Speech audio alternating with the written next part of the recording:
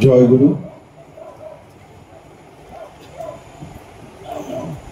আজকে এই পটুনগর এলাকায় সব সৎসঙ্গী দাদারা, মায়েরা, ভাইয়েরা, বোনেরা এবং এলাকাবাসী সবাই মিলে ঠাকুরের এই নাম সংকীর্তন এবং সৎসঙ্গের আয়োজন করেছেন।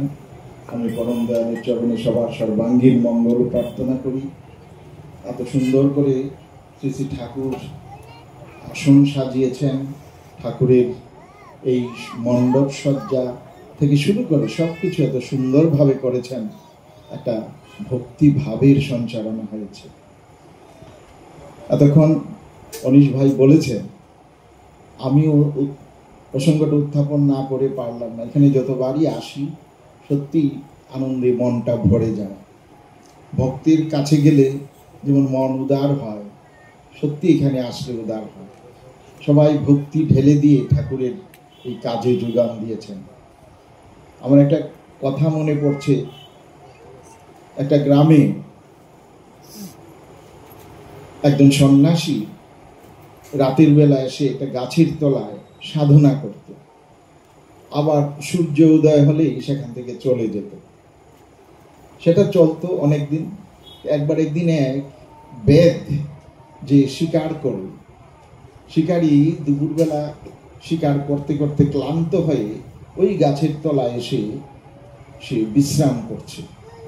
বিশ্রাম করতে করতে তার মনে একটা আনন্দ হচ্ছে। তার ভেতরে যে হিংসা ছিল সেটা পরিহার হয়ে গেছে। তার ভিতরে একটা প্রেম জেগেছে, একটা ভালোবাসা জেগেছে, এবং তার ভিতরে একটা সংকল্প জাগ্রত হয়েছে যে আমি আর পশু শিকার করব না, আমি পশু হত্যা করব না, আমি ওদেরকে ভালোবাসবো। এবং তারপর থেকে সে এই শিকারের কাজ ছেড়ে দিয়ে সে সাধন ভজনে চলে গেছে।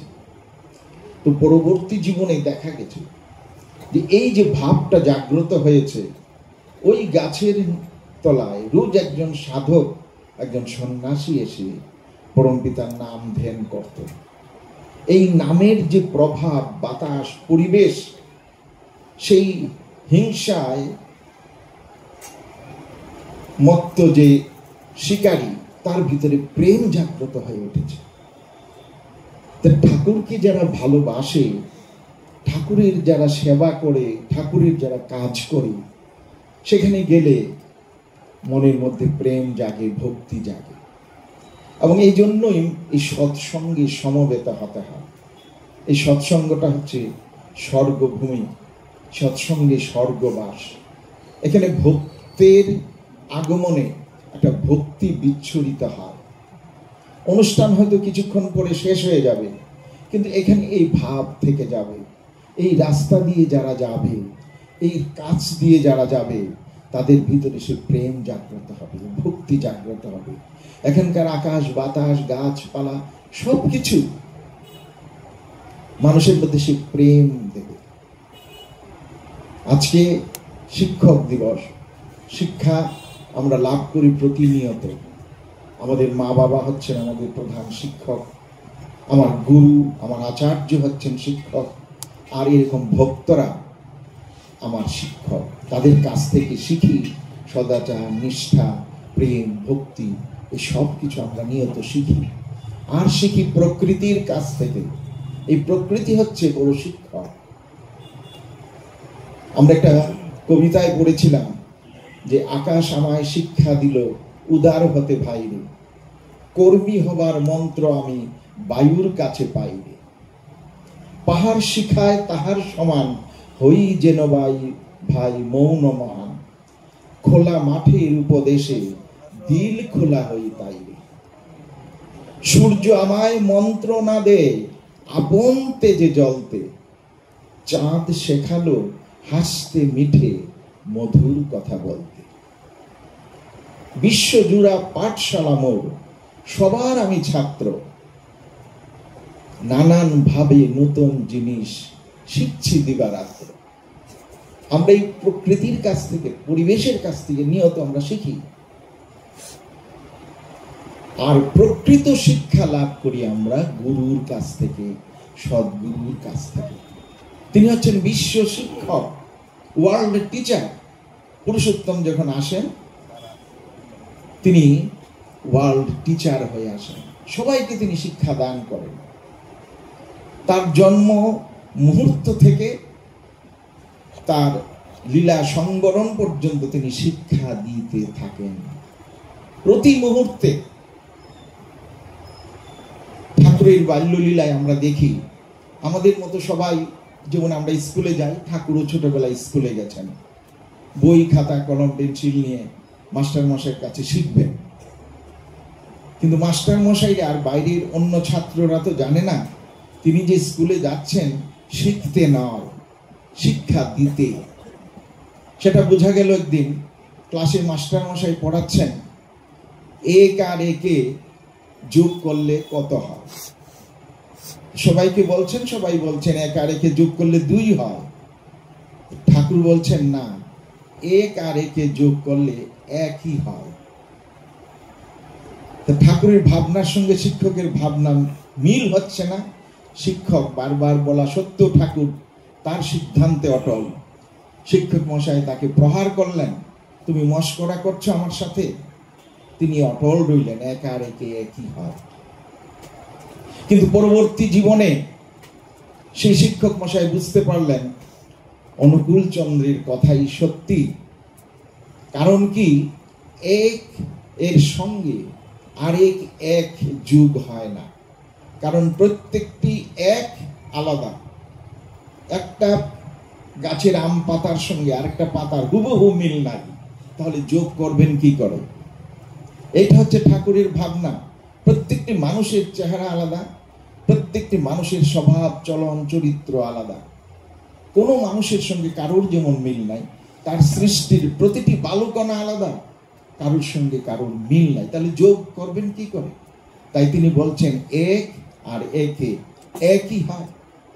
পরবর্তীকালে সেই শিক্ষক মশাই ঠাকুরের আশ্রয় নিয়ে ক্ষমা চেয়ে ঠাকুরের কর্মী হয়ে সারা জীবন কাটিয়েছেন। এটা হচ্ছে শিক্ষা। বিশ্ব শিক্ষক যখন আসেন, প্রতি পদে পদে মানুষকে তিনি এরকম শিক্ষা দেন। তো ঠাকুরের কাছে এরকম অনেক শিক্ষক এসেছেন, ভাবছেন ঠাকুরের তো এত পড়াশোনা নেই, ঠাকুরের কাছে অনেক প্রশ্ন জিজ্ঞাসা করেন। হঠাৎ করে অনেক রকম প্রশ্ন করেছেন। Thakur, what is mathematics? তো ঠাকুর সঙ্গে সঙ্গে বললেন, methodical application of matter is mathematics. একটু চিন্তা ভাবনা করলেন না। সেই অঙ্কের প্রফেসর অবাক হয়ে গেলেন, তড়িৎ এমন সুন্দর এবং সর্বশ্রেষ্ঠ আনসার তিনি কেমন করে দিতে পারেন? আরেকজন পণ্ডিত মশাই ঠাকুরকে বললেন, ঠাকুর তো ধর্মগুরু, জিজ্ঞাসা করি ঠাকুরকে, হোয়াট ইজ রিলিজিয়ান? ঠাকুর সঙ্গে সঙ্গে বলে দিলেন। ইংরেজিতে বলেছেন, ঠাকুরও ইংরেজিতেই বলেছেন যে the act of binding oneself with the ideal, with love, sympathy, service, and to live on accordingly in an acceleration of one's being and becoming is religion to me. প্রত্যেকটি মানুষের বাঁচা বাড়াকে ধারণ করে যা, জীবন বৃদ্ধিকে ধারণ করে যা, পারিপার্শ্বিক সহ প্রত্যেকে, সেটাই হচ্ছে ধর্ম। এত সুন্দর ডেফিনিশন সারা বিশ্বে আর কোথাও নেই। What is education? ঠাকুর মেসেজে বলেছেন যে systemic organisation of instincts and habits with the purpose of becoming of life by a graduated active manipulation of behaviour may be called education. এই সংজ্ঞাটা আমার এক বন্ধু, তিনি শিশুবাড়ি স্কুলের শিক্ষক ছিলেন, তিনি MA পরীক্ষা দেবেন ইংরেজিতে, প্রাইভেট। তো এডুকেশন ছিল ওনার সাবজেক্ট। আমি ঠাকুরের বই দিতাম পড়ার জন্য, উনি দীক্ষিত ছিলেন না, কিন্তু এই এডুকেশনের সংজ্ঞা ওনার মাথায় এমনভাবে ঢুকেছে এবং এর উপরে তিনি আনসার করে এত ভালো নম্বর পেয়েছেন। উনি পরবর্তী সময় বিভিন্ন জায়গায় তিনি বলেছেন, অনেক সৎসঙ্গে নিয়ে গেছে এবং উনি দাঁড়িয়ে বলেছেন, ঠাকুরের কথা সর্বশ্রেষ্ঠ কথা, তারপর আর কোনো কথা নেই। আমি নিজে তা পড়েছি এবং আমার জীবনে পরীক্ষায় আমি অ্যাপ্লাই করেছি, করে আমি ভালো নম্বর কিন করেছি। এই হচ্ছে ঠাকুরের জীবন। মুহূর্তে, প্রতি মুহূর্তে ঠাকুর শিক্ষা দিতেন। ঠাকুরের কাছে অনেক ভক্তরা এরকম সেজে গুজে সাদা জামা কাপড় পরে যেতেন, বসতেন, কিন্তু যার যেখানে ত্রুটি সেটাই ঠাকুর এর চোখে ধরা পড়ত, আর সেটাই ঠাকুর বলতেন। খুব পরিষ্কার পরিচ্ছন্ন হয়ে ঠাকুরের কাছে গিয়ে বসেছেন, খুব সুন্দর। ঠাকুর বললেন, কিরে অজিত, তোর তো জামা কাপড়গুলো এত সুন্দর, তোর চেহারাটাও সুন্দর, এত সুন্দর করে পরিপাটি করে তুই থাকিস, কিন্তু তোর চটির জুতাগুলো চেয়ে দেখ কি নোংরা, ধুলোবালি পড়ে আছে, ওইটা কেন সুন্দর করে রাখিস না? ওইটা না রাখলে কিন্তু মনি সব সুন্দর নষ্ট হয়ে যাবে। ওই জায়গাটায় হাত দিয়ে বলব।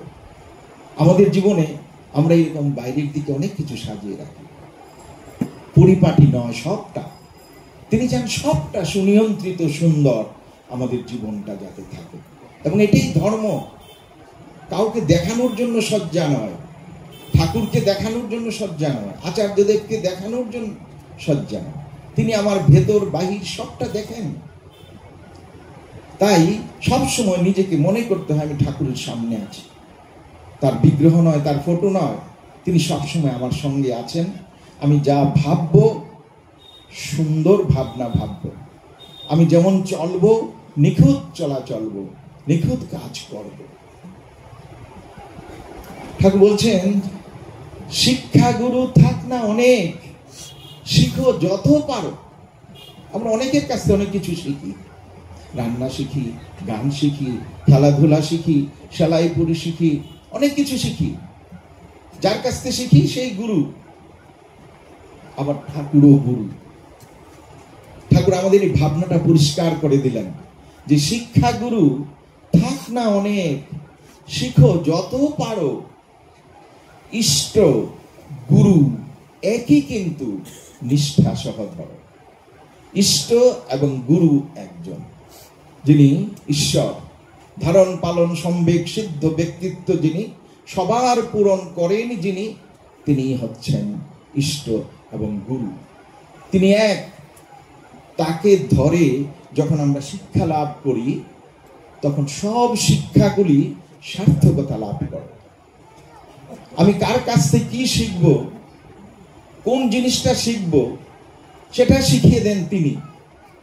তিনি যদি না থাকেন, এই জন্য তিনি বলছেন ইষ্ট গুরু একই, কিন্তু নিষ্ঠা সহ ধরো। শিক্ষার অনেক বিষয় আছে, কিন্তু এককে বাদ দিয়ে কোনো বিষয় হয় না। এক যিনি, তাকে অগ্রে রেখে একাগ্র চিত্তে যা শিখা হয় সেটা হচ্ছে শিক্ষা। একাগ্রতা মানে আমার অগ্রে, আমার সামনে আগে এককে বসাতে হবে, যিনি সর্বশক্তিমান ঈশ্বর পুরুষ, যিনি ধারণ পালন সম্বেক সিদ্ধ ব্যক্তিত্ব, যিনি পুরুষোত্তম, যিনি সবার পূরণ করেন। সেই পুরুষোত্তমকে আমার অগ্রে রেখে আমি যখন শিক্ষা লাভ করি, কারণ তার কাছ থেকে আমি সদাচার শিখি, তার কাছ থেকে আমি ধর্ম কিভাবে করতে হয় শিখি, তার কাছ থেকে পিতামাতার সেবা কি করে করতে হয় শিখি, কার কাছ থেকে কোন কথাটা আমি গ্রহণ করব সেটা আমি শিখি। আমাকে অনেকেই শিক্ষা দেয়। আজকাল হাটে মাঠে বাজারে যখন যাই, আমার একটা অসুখের কথা বললে অনেকেই আমাকে ওষুধ বলে দেয়, কি করব না করব সবাই বলে দেয়। ডাক্তার নয়, কিন্তু বলে দিচ্ছি। আমি একটা কাপড় কিনবো, কোন দোকান থেকে কিনবো, কি কিনবো না কিনবো সবাই বলে দিচ্ছে। আমি একটা বাড়ি করব, কোথায় বাড়ি, কোথায় জায়গা ভালো ইত্যাদি দিয়ে অনেক কিছু বলে দিচ্ছে। কিন্তু কোনটা আমার সত্তার পক্ষে মঙ্গলজনক, এটা একমাত্র তিনি জানেন। এই জন্য তিনি বলেন, আমাকে গ্রহণ করো, be initiated, come to me, I shall give you everything, no doubt. আমাকে গ্রহণ করে চলো, আমি তোমাকে সব কিছু দিয়ে ভরপুর করে দেব। এই তার কথাগুলি হচ্ছে শিক্ষণীয়, তার কথাগুলি হচ্ছে গ্রহণীয়, পালনীয়। এটা করে যে বা যারা চলে, তারা ভালো মন্দ বুঝতে পারে। এই ভালোটা মন্দটা, এই যে পূজ্যত দাদার একটা গানে আছে, ভালো বাকি মন্দ বাকি জানো কি, জীবনের ভালোটা কি মন্দটা কি জানো কি, প্রভুর রাতুল চরণ বিনা এই দুনিয়ায় সব ফাঁকি। এই ভালো এবং মন্দটাকে বোঝাটা হচ্ছে আসল জিনিস আমাদের জীবনে। ভালো বাকি মন্দ বাকি বুঝতে যদি না পারো তুমি, সত্তাটা যে হবে তোমার ভালো মন্দের জংলা ভূমি। ভালোটা কি বুঝতে হবে, মন্দটা কি বুঝতে হবে, তার চশমা দিয়ে আমাদের দেখতে হবে, তার জ্ঞান তার বোধ দিয়ে আমার সবটা জিনিস বুঝতে হবে। ঠাকুরের কাছে এক ভক্ত পাবনাতে তখন ঠাকুর তিনি গিয়েছিলেন, আমি কথাটা বলেই শেষ করছি, যে তিনি ঠাকুরের কাছে গেলেন, ঠাকুরের প্রেমে আকৃষ্ট হয়ে আর সেখান থেকে আসলেন না, ঠাকুরের সেবায় কাটিয়ে দিলেন। ঠাকুরের দর্শন করেন, ঠাকুরের প্রেমে মুগ্ধ, তার দর্শন করে মুগ্ধ, তার কাজ করে তিনি তৃপ্ত। এইভাবে তার জীবনের 12টা বৎসর কেটে গেছে। 12 বৎসর পর তার খেয়াল হলো যে ঠাকুর, আমি তো 12 বৎসর আপনার সঙ্গ করে কাটিয়ে দিলাম, পেলাম কি, আমি কি শিখলাম, কি বুঝলাম, কি জানলাম, কিছু তো বুঝতে পারছি না। রোজ আপনাকে এসে প্রণাম করি, আপনার কাছে বসি, আপনি যে কাজের কথা বলেন করি, কিন্তু আমার জীবনে কি লাভ হলো আমি তো সেটা বুঝতে পারছি না। ঠাকুর বললেন, দেখ না মনি, একটু ভাবি দেখ না কি লাভ হলো। আবার বলছেন, ঠাকুর বুঝতে পারছি না কি লাভ হলো। ঠাকুর বললেন, আবার দেখ না মনি, একটু ভেবে দেখ কি লাভ হলো। তিনি এইবার বারবার বলছেন। এরপরই দাদাটি বলছেন, হ্যাঁ একটা জিনিস আমি বুঝতে পারি এই 12 বৎসরে, যেটা আগে বুঝতাম না, ভালো কি মন্দ কি, এটা আমি ঠাকুর এখন বুঝতে পারি। তো এই তো শালা কাম হয়ে গেছে, এই যে ভালো মন্দ বুঝতে পারাটা, এটি তো জীবনের আসল কাজ। বহু মুনি ঋষিরা 1000 বছর তপস্যা করেও এইটা বুঝতে পারে না, ভালো কি মন্দ কি। তোর তো 12 বৎসরে কাম হয়ে গেল। এই জন্য আমরা ঠাকুরকে ধরি। তা আমরা ঠাকুরের যে বিধান, যোজন যাজন ইষ্টভৃতি স্বস্তিনী সদাচার পালন করলে আমাদের বুধের জাগরণ ঘটে, চেতনার জাগরণ ঘটে। আমরা ভালো কি মন্দ কি বুঝে সেটা গ্রহণ করে, সেটা পালন করে নিজেরা ধন্য হই, পরিবার পারিপার্শ্বিক সহ ধন্য হতে পারে। সবার সর্বাঙ্গীন মঙ্গল প্রার্থনা করে দয়ালের রাতুল চরণে আমি শেষ করছি। জয় গুরু।